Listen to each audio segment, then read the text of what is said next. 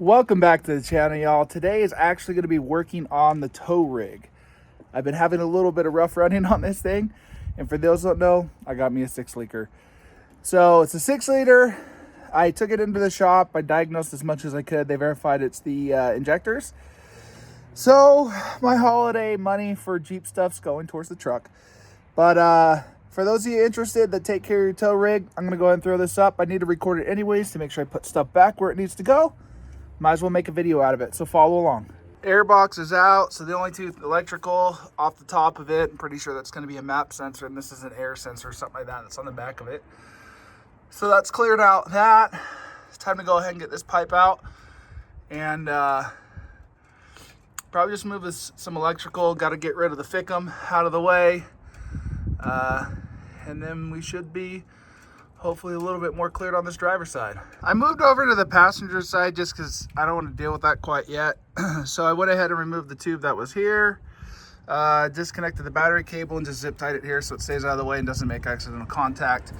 Now I'm going to go ahead and take off these leads. This one's black, this one's like a blue-green type deal. Take that crap out of the way and get that off. Disconnect this AC. That might be a transmission. No, this is the AC. This is the heater core hose. So disconnect that from off of that and get that out of the way. Get everything detached off the cover from this side of the valve cover and get that out of the way.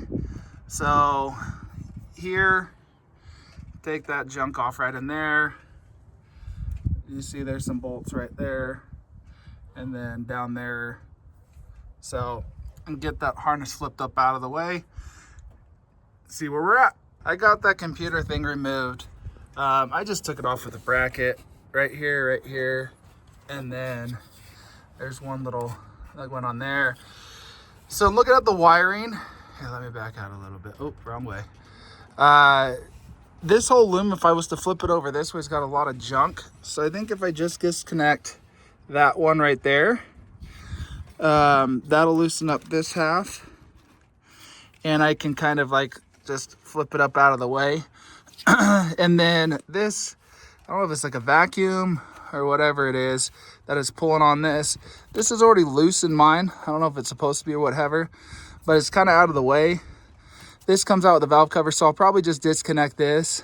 Now this job was infinitely easier so far, and will be, because I have to get underneath to get these bolts that are behind this, because I already have the wheel well covers removed. And I did that when I was fixing up the headers or the exhaust manifold, and getting rid of broken head stud. So I can reach up in here and get to the valve cover bolts and remove those without having to go ahead and break my hand into pieces. While I'm in there, hopefully I can figure out what's leaking right here. All right, I got the air compressor going. I ended up undoing this zip tie thingy that I had to here so I could flip it up here and zip tie it to the alternator. But now it's out of the way. But I usually, when I say blow it off, I don't expect much. But look at it's silver there. That was all black, and the same thing's happening right here.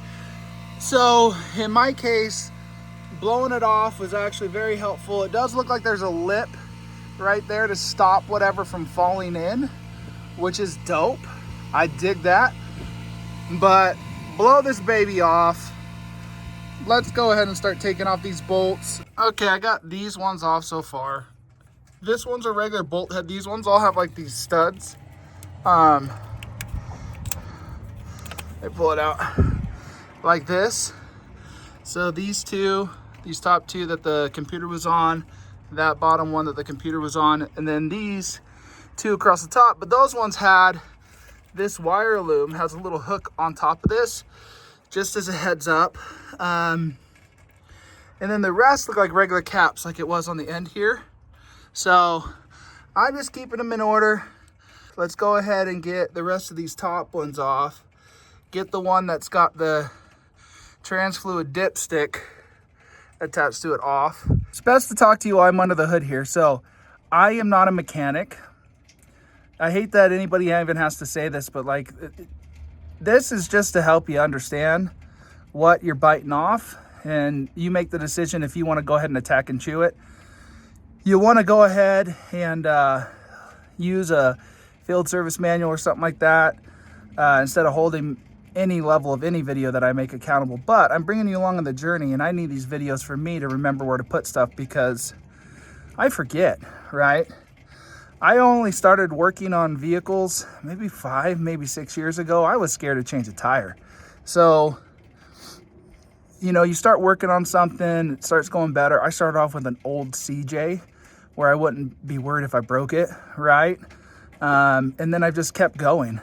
So this job quoted $6,100 from a diesel shop, not even the dealership, right? $6,100 plus all the taxes, right? I think I paid like $4,200 for the parts. That's with cores. I'll return it back and get like another $1,400 or so back. So I'll probably be $2,500, $3,000, because I'm using OEM parts, because these 6 liters, the injectors, they say you can't use anything other than that. That's half. So, you know, if you watch this and you're nervous, dude, just dig into it. It's getting crap off the top. It's a valve cover and a couple bolts. It's worth saving $3,000. Think of all the Jeep parts I get to buy. Okay, I got the valve cover off the passenger side. This is a 2004, and the dealership said I'd need a standpipe and a dummy plug, but this looks like the 03 early 04 style, which is just a tubular rail, fuel rail, oil rail, whatever you want to call it, with that jump tube right there. So I don't think I need that $180 package they told me I needed. So hopefully they'll take that back. And then haven't not looked this up to see how to take it off. It looks like I might just have to push this black ring up. This thing looks like it unscrews, but I doubt it needs to. So I'm gonna go look at a video just to make sure I don't mess this thing up. But there's your 4 injectors. I gotta get this off and out of the way. And then it's just taking it apart and doing the thing. Well, here's the nightmare I fell in with. I can't get that thing off. I think it's supposed to pop up. It's got a specialty tool. I tried making one and it just isn't working. So called an audible. I unbolted the rail, pulled it off. Now because that end down here just kind of rotates and swings, I'm just gonna rotate this rail up and slowly do one at a time and then rotate it back down in there. All right, 1 down, 3 more to go on this side. It was a little bit of a challenge. I think my stuff might be too long when I get down there because I have one of these extended length bits. But if I have to, one of the nice things that I've done on, come on, these in the past, is you press them out, cut them down, repress them back in, and you can adjust the size on this. One of the specialty tools that I did pick up beyond those lengthened ones was this thing. It wasn't as intuitive for that first one, trying to get behind everything and get it in there. And then as far as torque settings, this is what came in the injectors from Ford. So it gave me my torque setting to put on that, which is what I used. And then they warn you, 1, to make sure that the harness slides in the right spot. 2, it talks about a copper ring, so I had to look at this. This is the old one. You know, there's some filth and the end of that thing's pretty, but the copper ring I think they're talking about to make sure that comes out is this right here. At the end of your injector, there's a copper washer. And then the little staunch that goes in there slides on here, but there's a keyway right here that it keys into to get these angled perfectly as well, probably to get these screens filled, and then it locks this in so it can't come out or anything. I just spent the last hour and a half because of this. See this plug? 2 broke off. And I knew to look for that because I watched somebody else's video, and then I had to find it, and I kept losing it and grabbing it because it's not metal, man, it's plastic, y'all. And it's in a crappy spot, and I didn't have the oil rail off. So be extra cautious. And the other thing is, when you're grabbing this wire loom, like I did on here, these zip ties can be pretty brittle, just like here, and then it breaks off and you're in the same situation that I was in for this. So be very, very careful. I couldn't get a torque wrench on the 5th one or the 3rd one back on the passenger side, just because the cooling stuff and everything in the way. So I put some stank on it. That's just such a terrible idea to do it that way, but that's what I got, man. I might have to regroup and get that tool to pull that oil rail off, because I've tried everything I can think of to get it off, but it's just not coming. Well, I broke down and finally forced myself to get this all the way off because it was too much in the way. And it turns out I already bought the tool. I found out later on that I already had it, but there's not as much movement in this mechanism as you'd think. Because I kept thinking it would go like this and it would click off and like pop off like I saw in one video, and it doesn't. You just slide this thing up and then you have to like wiggle the top part and pull it off and then have this down. It's not any big thing. And so I ended up kind of messing up the plastic that was on the bottom of this thing, but there's a seal right in there. Okay, on the one side of these they have this notch, and on these bridges they have this little notch. So that just clicks into here. It doesn't click, it slides into here, and that's how you set it in. Comes with these rubber protective tips you take off. There's that copper washer that I think they're referring to make sure that it didn't leave it in there. But I'm gonna go ahead and throw some oil on these O-rings, get this one in there, and then after I get it torqued down, I'll show you the torque wrench I ended up getting up. All right, we're under the hood. I'm doing this on Thanksgiving Day. So I got the old patio heater heating me up. We got frost down and anyways. So just a heads up, these electrical connectors getting to pop through have been a lot tougher than I would expect. They don't just click in for me. But here was the standard 3/8 torque wrench, which is actually not too long for most of them, and I could get the first one. But the rest of them, there wasn't enough room. So I got this baby off of Amazon. It's like a 5 to 45 foot-pound one. It's annoying to go ahead and set, because while it's like 1/4 inch increments, it doesn't follow like 1, 2, 3, or even like the whole numbers on here. So yeah, I'm at just shy of the 25 with the 1.5, and that's actually 24, which is what I'm doing mine at. You do yours or whatever. So let's get this final one out, the final boss on the passenger side, and man, maybe we can get a win on Thanksgiving Day. Another one of the tips I saw in another video came in handy, which was to make sure you click all your electrical, where's it at?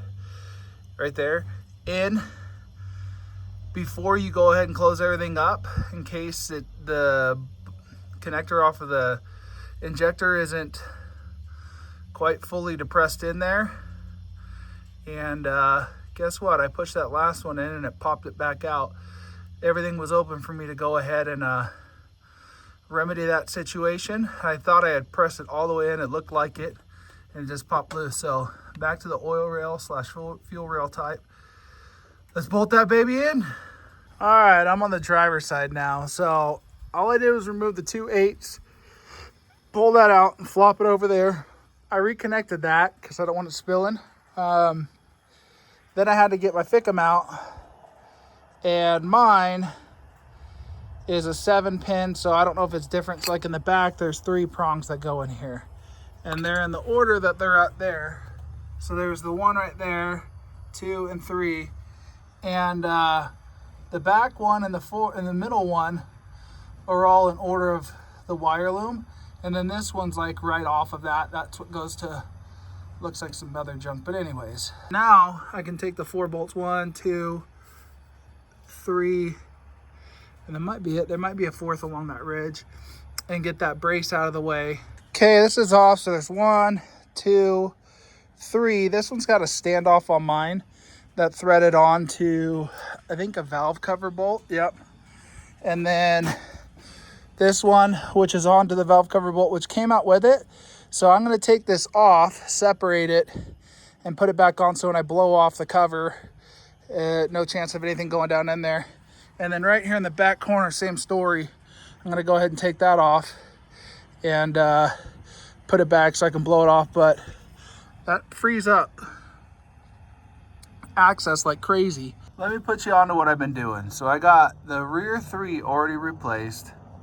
Because of that plastic tab, I started putting a paper towel, one of these ones that don't lint, at least not in my opinion, underneath it. So when I push it through, if a piece chips off and falls in there, I'm not spending hours trying to find it. I've been pretty lucky up to this point. That was the only one that did that, but not going through that again. I did have to remove the inlet pipe, the last piece of inlet pipe that went into the turbo, just so I could get room on that wire harness right there to get this front thing situated. So as soon as we get this one done, we're in like Flynn, but there's been a massive more amount of room on the driver's side on these. All right, y'all, it's time to try to go ahead and turn this over and prime the injectors with oil and such. So there's a starter wire lead that I touched to the positive. There's some kind of process some other video said. I'm just gonna catch it once, but I'll go ahead and do it. I got the battery maintainer on it right now just to charge it up, because I think you got to do it like at least 5 times. From what I'm seeing, this right here is the old lay starter wire. So here's the wire I pulled off. I squeeze the outside of this to round that off and then just wiggle it out. It's got some nice, what's that called? Anyways, the grease on there that protects it against water. So let's go ahead and see. Let's take this battery maintainer off of it so I don't do something crazy. Hopefully it's the right wire. So no keys in, supposedly 5 seconds or so.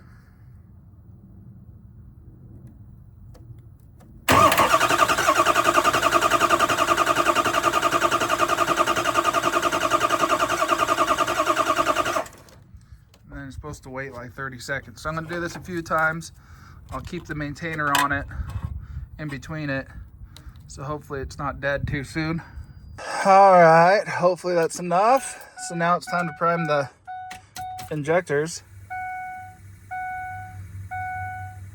with some fluid until it stops doing that. Oop, okay, there goes one.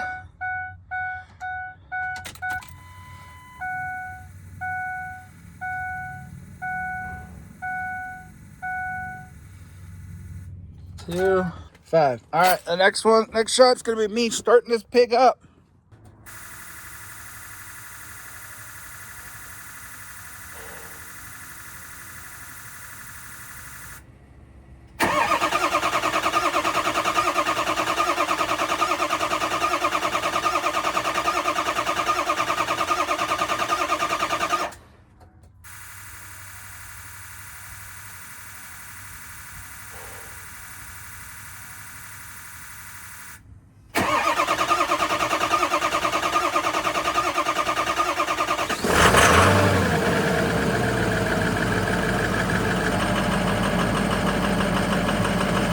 Well, I just got back from running around town on it. It's running really well.